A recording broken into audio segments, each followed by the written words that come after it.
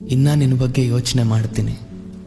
ತುಂಬಾ ನಿಜ ಹೇಳಬೇಕು ಅಂದರೆ ನೀನೇನಿಗೆ ಬಿಟ್ಟು ಹೋದೆ ಗೊತ್ತಿಲ್ಲ ಕಣೋ. ಆದರೆ ಪುನಃ ಬಂದರೆ ನಾನು ಸೇರಿಸ್ಕೋತೀನೋ ಇಲ್ವೋ ಅಂತನೂ ಗೊತ್ತಿಲ್ಲ.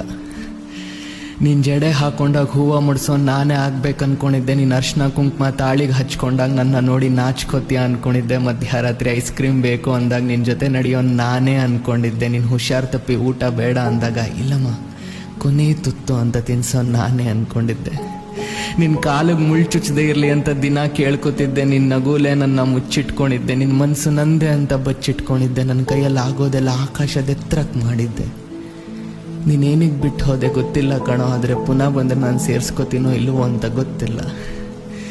ಬೇಡದೆ ಇರೋ ಅಷ್ಟು ಹತ್ತಿದ್ದೀನಿ, ದೇವದಾಸ್ ಥರ ಗಡ್ಡ ಬಿಟ್ಟಿದ್ದೀನಿ. ದಯವಿಟ್ಟು ಪ್ಲೀಸ್ ಅಂತ 1,00,000 ಸರ್ತಿ ಬೇಡಿದ್ದೀನಿ. ಈಗಲೂ ದೇವ್ರಿಗೆ ಮೊದಲು ನಿನ್ನ ಬಗ್ಗೆ ಕೇಳಿ ನನ್ನ ಬಗ್ಗೆ ಕೇಳ್ಕೊತೀನಿ.